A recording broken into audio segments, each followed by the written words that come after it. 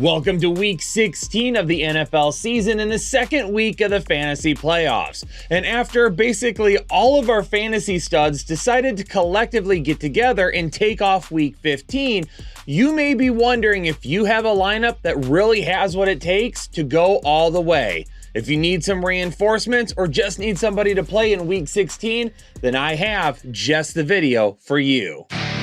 What's going on, Headliner Nation? Week 15 saw a ton of our fantasy studs absolutely disappear. And while we still got a lot of really good performances, was it enough to move you on to the next round of the playoffs?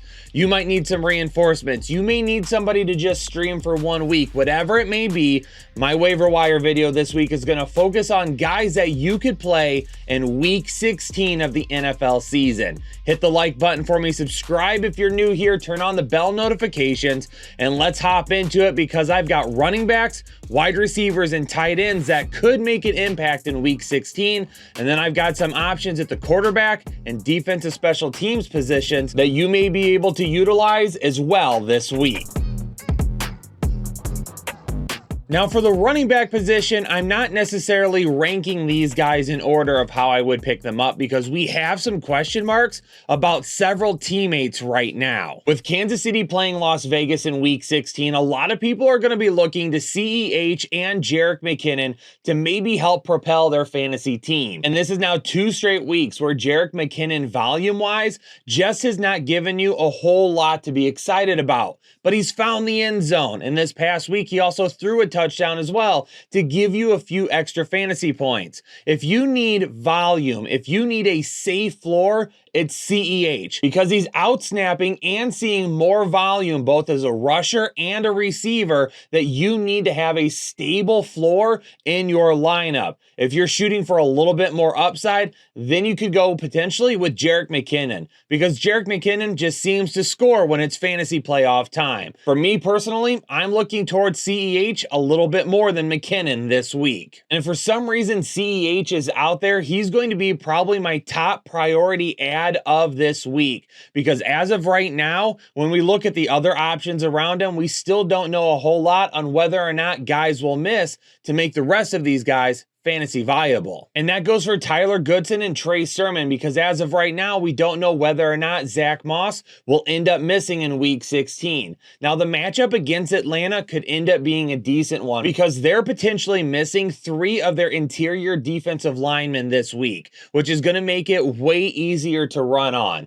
Once again, we've got some upside and we've got some safety with these guys. For me personally, Trey Sermon, who ended up having the most rushing attempts after Zach Moss left last week, is going to be your safe floor. Probably going to be the starter, probably going to be the guy that sees the most touches on the ground. But Tyler Goodson to me has the highest upside because of his potential work in the passing game to go along with what he could do on the ground as well. He's also a little bit more explosive for me too. For me, when it comes to the fantasy playoffs, we have to maximize points. We have to find the highest upside potential for our rosters. So at this point in the week, because we don't even know what's going on with Zach Moss, I'm going to shoot for the stars, and I'm personally going to try and pick up Tyler Goodson over Trey Sermon in the hopes that we are able to utilize Tyler Goodson in the passing game as well, use that explosive playmaking, and maybe find a few extra points that Sermon may just not have for you. Chicago Bears backfield looked like an absolute mess going up against Cleveland this past week, and it does not help us provide any clarification moving forward. Now, personally, I would be looking at D'Onta Foreman because we know when Chicago plays ahead that D'Onta Foreman is the guy. And Arizona is going to be a much better matchup than what Cleveland was. So Foreman to me has a lot safer floor than any of the other options that you could be taking a look at this week. But there still is some really big risks with that because Roschon Johnson this past week saw 6 targets and a little bit of an increased look in the passing game. And my biggest concern is that Chicago this week against Arizona is really going to want to try and figure out what they have in Roschon Johnson and get him as many touches as possible. For me, me, Khalil Herbert kind of out of the picture right now because it's either going to be Foreman or it's going to end up being Roschon Johnson.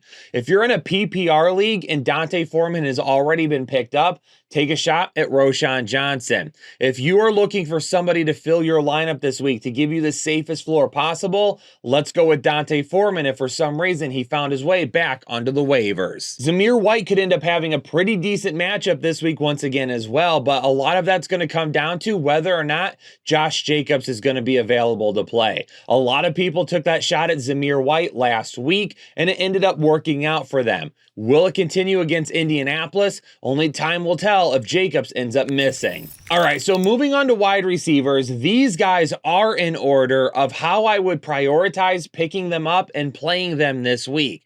And the two top candidates not only have an opportunity for a decent amount of volume, but have good matchups as well. For Tyler Boyd, Chase right now is dealing with an AC sprain, and because of that could end up missing this matchup going up against Pittsburgh. Tyler Boyd would see probably an increased target share even if T. Higgins sees the better volume and the higher upside. And for Zay Jones, Tampa Bay's secondary is definitely going to be a decent matchup for him. And he right now is seeing a crap load of targets since Christian Kirk went down with his injury. He hasn't been fantasy viable the last couple of weeks, but Tampa Bay could end up being the perfect scenario for him to have a big game. Darius Slayton is going to be number 3 on this list because we know Philly's secondary has been Swiss cheese at times this season, and now they're going to be without Darius Slay. Darius Slayton's going to have a really nice opportunity for some big play potential this week going up against Philadelphia. If you play in like a 3 wide receiver league or maybe a multiple flex league,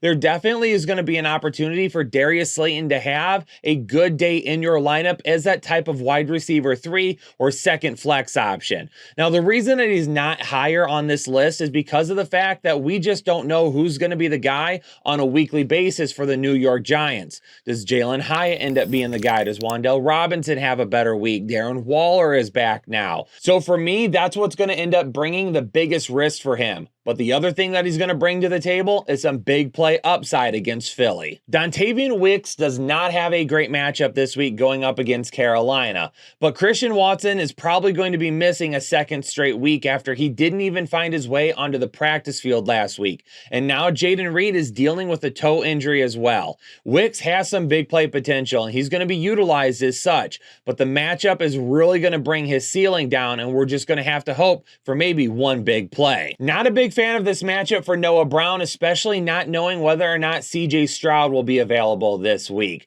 But with no Nico Collins last week and Tank Dell on the IR, he got an opportunity to be the wide receiver 1 on this team. And we know that they're going to have to throw it in a matchup against Cleveland. And if CJ Stroud is back, Noah Brown could end up being a decent option for you this week. After Denver got rocked by Detroit this past week, they definitely could bounce back in a big way going up against New England. And the name on the screen may surprise you for the Patriots because I'm going to go with Devontae Parker this week. He has seen 19 targets over the last 3 games and seems to be the #1 wide receiver target for Bailey Zappi. Will the legend of fantasy Bigfoot himself, Devontae Parker, grow this week? The guy that everyone loved coming out of college, but we just don't feel like we've been able to find him. There's been some sightings, but more times than not, it feels like a myth. Maybe this week, for those of you that have needed somebody to help at the wide receiver position, Devontae Parker will finally make a mark on your memory. Michael Pittman left with a nasty concussion this past week, and sometimes those can take more than a week to heal up,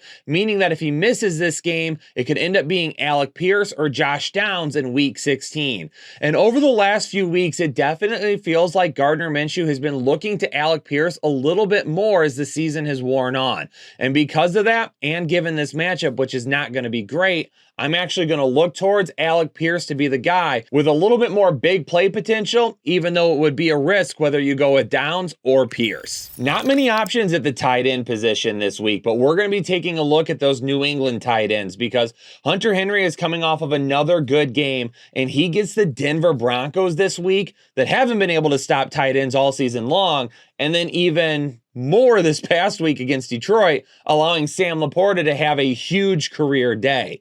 Hunter Henry did leave last week with a knee injury though, and there's no update on whether or not he could end up missing this week. If Hunter Henry is fine and he's good to go, He's going to be a top 12 option for me easy this week. But if for some reason Hunter Henry does end up missing, I'm going to pivot to Mike Gesicki as the ultimate high-risk, high-reward streaming option of the 2023 season. Cade Otton continues to be basically a fantasy disappointment, but playing the most snaps of any tight end in football. I feel like I've been saying that every week for the past 5 weeks, and it hasn't really turned into anything.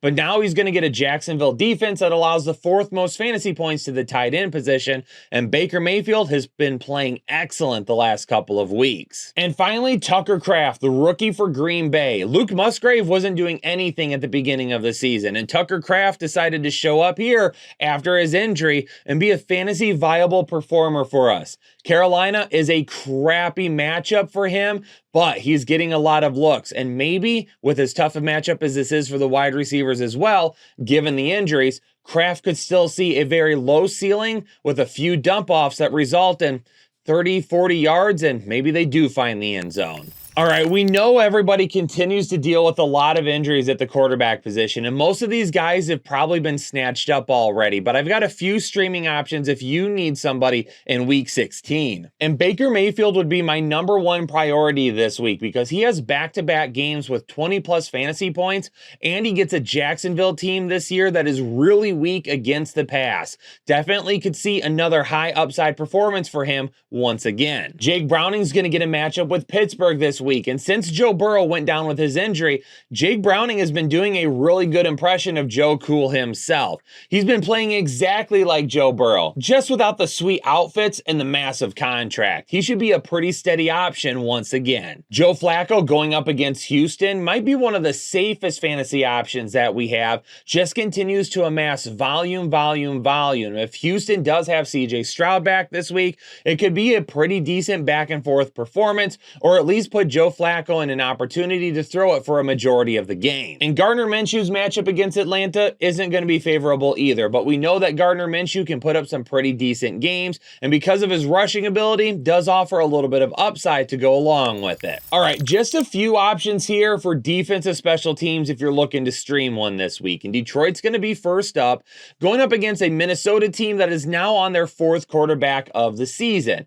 Can Nick Mullins get it done going up against Detroit, who just shut down Russell Wilson, and a Denver offense that has been playing much better as of recent? Definitely some risk here as Detroit could give up some big plays to Jordan Addison and Justin Jefferson. TJ Hawkinson could be looking for that revenge game as well. But Detroit's defense looked a lot better this past week, and hopefully they're feeling better for this matchup as well. Denver going up against New England, and Denver got trounced last week by Detroit. But if there's any team to bounce back against, New England is going to be one of them. Maybe they give up a few big plays here or there once again, but one thing is for certain, the opportunity for interceptions will be there, and getting after Bailey Zappi could afford them a few sacks to help with their points. Give me the Green Bay defense, who just got shredded by Baker Mayfield, to bounce back against Carolina this week, because while Green Bay didn't look good last week, everybody looks good against Carolina. And Headliner Nation, of course, if you're looking to drop anybody off of your roster, let me know in the comments down below,